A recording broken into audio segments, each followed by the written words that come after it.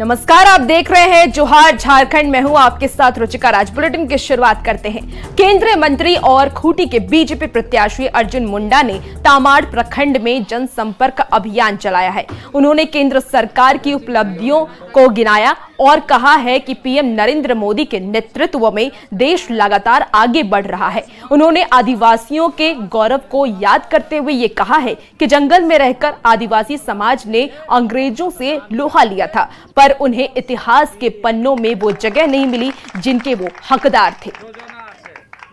योजना गिला बारे चिंता अन्य लोग नहीं कर चिंता गिला नहीं था। तमाम लोगों ने भारत के अंदर आक्रमण किया, मंदिरों को तोड़ा, लेकिन फिर से धर्म की पुनर्स्थापना, पुनर्जन्म होते हुए भव्य राम मंदिर का निर्माण आदरणीय नरेंद्र भाई मोदी के नेतृत्व में इस देश में पूरा हुआ। राजमहल के जेएमएम प्रत्याशी विजय हांसदा ने जीत की हैट्रिक लगाने का दावा किया है। साहिबगंज में न्यूज 18 से खास बातचीत में उन्होंने कहा है कि वो जेएमएम के सिद्धांत और कार्यकर्ताओं के विश्वास की बदौलत चुनाव मैदान में उतरे हैं। जेएमएम विधायक लोबिन हेम्ब्रम के चुनाव लड़ने के ऐलान पर उन्होंने कहा है कि कोई भी चुनाव लड़ने को स्वतंत्र है, पर जीत उन्हीं की होगी। उनसे बात की है न्यूज 18 के संवाददाता पवन राय ने। इस वक्त हमारे साथ मौजूद हैं राजमहल लोकसभा सीट से के प्रत्याशी विजय हांसदा। वर्तमान में ये राजमहल लोकसभा सीट से सांसद भी हैं। चलिए हम उनसे बात करते हैं।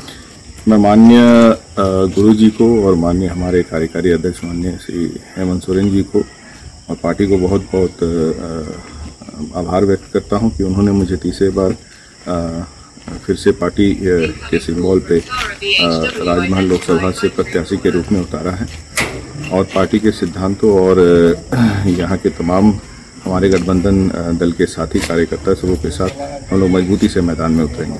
लोबिन हेम्ब्रम की बात करें तो उन्होंने जो है आज प्रेस कॉन्फ्रेंस करके उन्होंने कहा है आपके खिलाफ जो है निर्दलीय चुनाव लड़ने की बात कर रहे हैं। इसको कैसे देखते हैं आप? देखिए, आज़ाद देश है और मंतव्य अपने किसी व्यक्ति को विचार प्रकट करना अच्छे अगर संवैधानिक तरीके से बिल्कुल आज़ादी इस देश में मिली हुई है। 2014 में भी कई लोगों ने हमारा विरोध किया, 2019 में भी, तो ये विरोध का सिलसिला हर समय चलते रहता है। उन्होंने कहा कि ये तो आने वाले वक्त में ही पता चलेगा कि यहाँ पर जो है जनता किसे चुनती है और यहाँ पर जो है विजय किसकी होती है। पवन राय, न्यूज 18, साहिबगंज। लोकसभा चुनाव का शोर गली मोहल्लों में लेकर सोशल मीडिया प्लेटफॉर्म पर भी छाया हुआ है। राष्ट्रीय नहीं, क्षेत्र दल भी सोशल मीडिया के जरिए दम लगाकर चुनाव प्रचार कर रहे हैं। देखिए ये खास रिपोर्ट।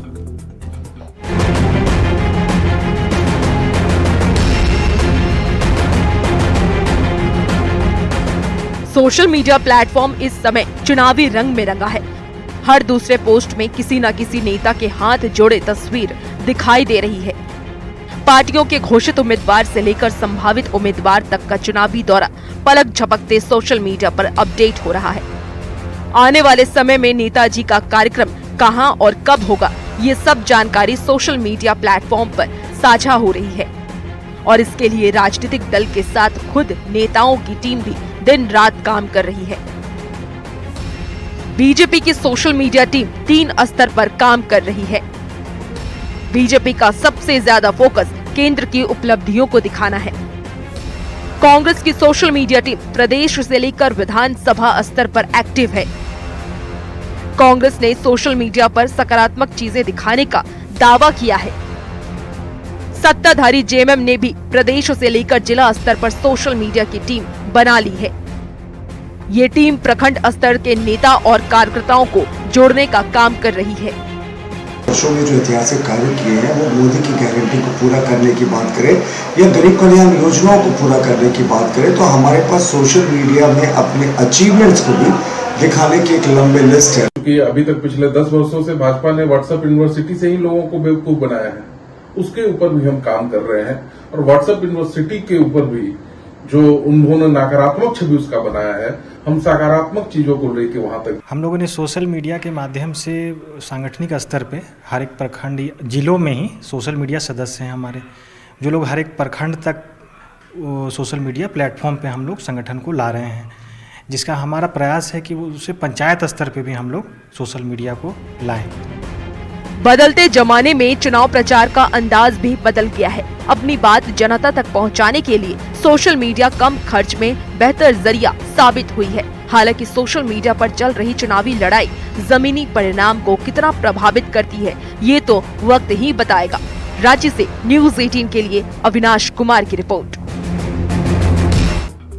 पश्चिमी सिंहभूम के कुल्हान जंगल में एक बार फिर 5 किलोग्राम का आईडी बम बरामद किया गया है। कहा जा रहा है कि सुरक्षा बलों को नुकसान पहुंचाने के लिए नक्सलियों ने इस बम को कुल्हान जंगल में प्लांट किया था। इस बम को टोंटो थाना क्षेत्र के सरजोम्बुरू के आसपास जंगली क्षेत्र में लगाया गया था, पर इस बम का समय रहते पता लगा लिया गया और उसे निरोधक दस्ते की मदद से नष्ट कर दिया गया। फिलहाल पूरे इलाके में सर्च ऑपरेशन चल रहा है।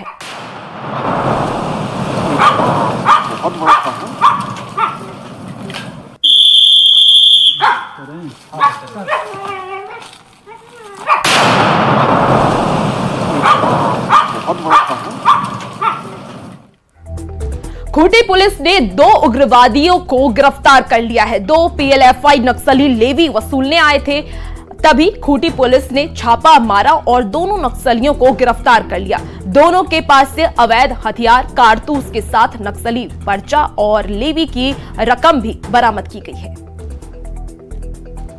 आए हुए हैं।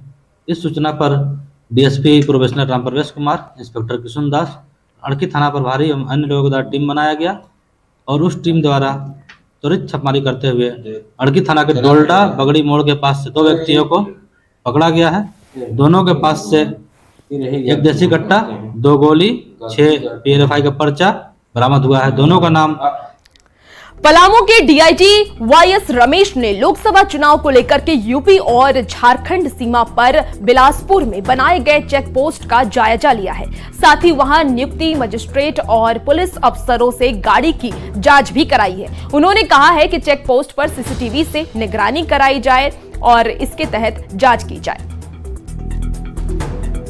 गढ़वा में कैसे चुनाव को लेकर के क्या क्या तैयारी किया गया है, उसके बारे में हम लोग डिटेल्ड रिव्यू किए हैं और उसके अलावा जो अन्य फोर्सेस से जो कोऑर्डिनेशन है, इलेक्शन की तैयारी क्या क्या करना है, इलेक्शन का गाइडलाइंस क्या अनुपालन हो रहा है कि नहीं हो रहा है, उसके बारे में हम लोग आज यहाँ पर रिव्यू किए हैं।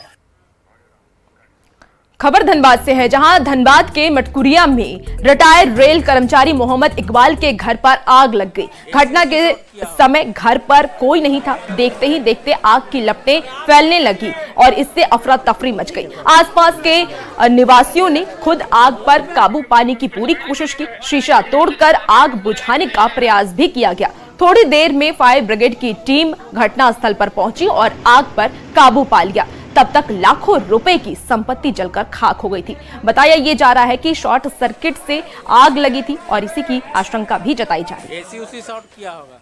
यहाँ पर जितने लोग हैं सारे लोग लग गए, 150 आदमी लग गए और शीशा उसा फोड़ने लगे ताकि गैस निकले, खिड़की बंद न रहे। बहुत सहयोग रहा, तो मैं खुद ऊपर नहीं गया हूँ गैस के कारण।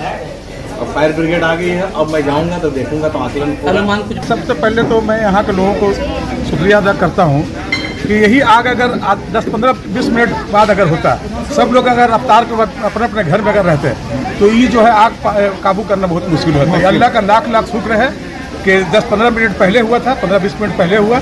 लोग सब बाहर में थे, लोगों को मालूम हुआ और सब लोग, जैसे सर बता रहे हैं कि पूरा मोहल्ला के लोग लग गए थे। जिस स्तर पर अपने से पानी लेकर के ही करके किसी तरह आग को काबू कर लिया जारी था, उसके द्वारा आग को बुझा लिया जाएगा। सबसे बड़ी चीज़ खुशी बात हमको हुई, इस मोहल्ला के लोगों के द्वारा बहुत बड़ा सहयोग मिला।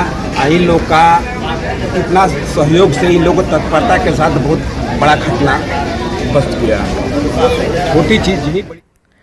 हजारीबाग में विलुप्त होती जनजाति बिरहोर की महिला दुर्गा बिरहोर की संदिग्ध मौत हो गई है। नाराज ग्रामीणों ने शव के साथ 5 घंटे तक विरोध जताया। बिरहोर समाज ने आरोप लगाया है कि खदान से रात दिन कोयले की धूल उनके घरों में जाती है और इससे सांस लेने में तकलीफ होती है। ग्रामीणों का आरोप है कि इसे प्रदूषण की मार से महिला की मौत हो गई है। डीसी ने पूरी घटना की जांच कराने की बात भी कही है। वो आज तक इसका मतलब संज्ञान लेने नहीं आया, पर आज हमें खुशी है कि गवर्नमेंट सरकार की ओर से आज इस परिवार को दुख को जानने के लिए और इनकी जो बेहतर सुविधा कैसे हो सकती है इनको लोग प्रकाशित करेगा। मैं इन सबों को मैं बधाई धन्यवाद देता हूँ। आगे मेरा ये कहना है कि इस बिरहोर परिवार को जहाँ भी हो इनके वातावरण अनुकूल इनको कहीं भी स्थापित किया जाए माइन से, तभी ये परिवार स्वस्थ और बेहतर रह सकता है। मृत्यु हुआ है, इसमें आरोप है कि जो संबंधित कोयला खदान कंपनी है वह बिना उचित पुनर्वास के ही कार्य कर रही है, जिससे जो डस्ट उड़ रहा है तो उस डस्ट से वह बीमार हो गई और समुचित इलाज के अभाव में उसकी मृत्यु हो गई। तो उसके मृत्यु के उपरांत क्या उसको पुनर्वास मिला है या ना मिला है, तो उसके जांच के लिए हम लोग यहाँ आए हैं।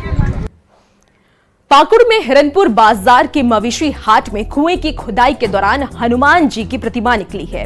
आपको बता दें कि जो करीब 200 साल पुरानी बताई जा रही है। इस मूर्ति को हाट परिसर में ही स्थापित किया गया, जहां भव्य मंदिर भी बनाया गया है। इस मंदिर की खासियत यह है कि मंदिर में स्थापित संगमरमर की मूर्ति में हनुमान जी को चांदी का मुकुट पहनाया गया है और रामनवमी के मौके पर इस मंदिर में भव्य तैयारी की गई है।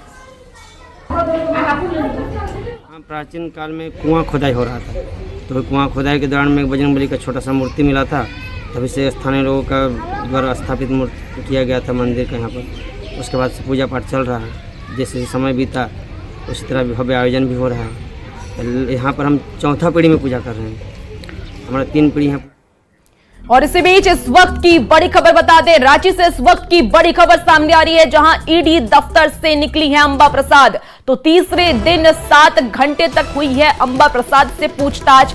भाई अंकित राज से भी पूछताछ की ईडी। तो बड़का गांव से कांग्रेस विधायक हैं अंबा प्रसाद। कल भी ईडी ने अंबा प्रसाद को बुलाया है। तो त्योहार को लेकर अंबा प्रसाद ने जताई है असमर्थता। उन्होंने कहा है कि त्योहार के दिन नहीं बुलाना चाहिए, लेकिन कल भी ईद के मौके पर भी अंबा प्रसाद को ईडी की तरफ से बुलाया गया है पूछताछ के लिए। भाई अंकित राज कल भी ईडी दफ्तर पहुंचेंगे। तो रांची से इस वक्त की बड़ी खबर बता रहे हैं।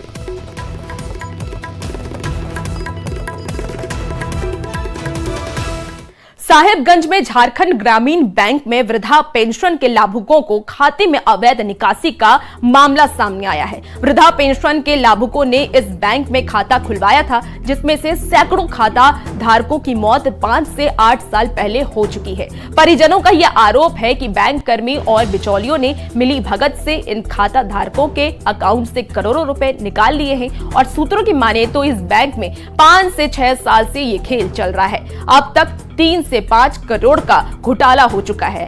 परिजनों ने जब लिखित शिकायत की तो सिर्फ जांच का आश्वासन दिया गया है।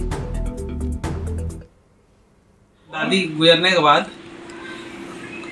एक हम लोग बैंक आज तक नहीं गए और एक पर्ची था, जमा पर्ची, जिसमें हम वो अकाउंट नंबर लिखा हुआ था, उस अकाउंट नंबर से स्टेटमेंट निकलवाएं। इसमें देखते हैं 86,000 का फर्जीवाड़ा निकासी हो गया। धनबाद के टोपचांची सीएचसी में आवारा मवेशियों ने डेरा डाल रखा है, जबकि मरीज इलाज के लिए भटकते रहते हैं। ऐसे में स्वास्थ्य महकमे के दावों पर सवाल खड़े होने लगे हैं।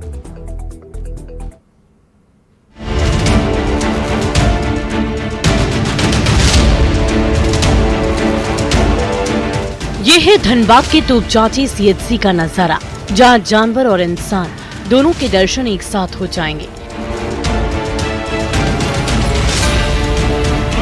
अब आप ये सोच रहे होंगे कि एक अस्पताल में इंसान और जानवर दोनों का इलाज कैसे हो सकता है। सवाल तो बिल्कुल लाजमी है। तो हम आपको बता देते हैं कि यहाँ इलाज सिर्फ इंसानों का ही होता है, जानवर तो बस सैर सपाटे के लिए आते हैं।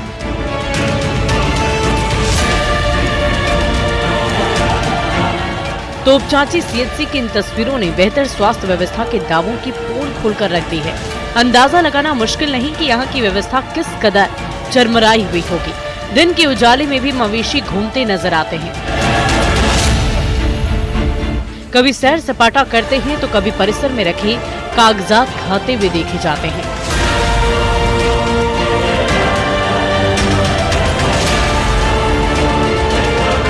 लापरवाही की इंतहा ऐसी कि बार बार शिकायत के बावजूद व्यवस्था में सुधार करने की जहमत नहीं उठाई गई। और अभी पहले की अपेक्षा बहुत सुधार हुआ है हॉस्पिटल में। हम स्वयं आए हैं देखने के लिए, विजिट करने के लिए। पेशेंट भी है, दवा भी मिल रहा है, डॉक्टर बैठा हुआ है। लेकिन ये यदि अनदेखा कागज कर रहा है ऑफिशियल, ये तो गलत है। जो यहाँ देख लेगा प्रभारी की सब सोचना चाहिए कि कौन आदमी किस तरह कागज है, माने रिजेक्ट कागज है कि सही कागज है, तो जांच का विषय है, देखना है। अस्पताल के डॉक्टर हो या प्रभारी, सभी ड्यूटी के नाम पर खाना पूर्ति करते हैं। शिकायत ढाक के 3 बात साबित होती है, क्योंकि न तो विभाग कोई कार्रवाई करता है और न ही प्रबंधन। धनबाद से संजय गुप्ता, न्यूज़ 18। और खबरों का सिलसिला जारी है, रुकेंगे एक छोटे से ब्रेक लिए, कहीं मत जाइएगा, जल्द हाजिर होते हैं।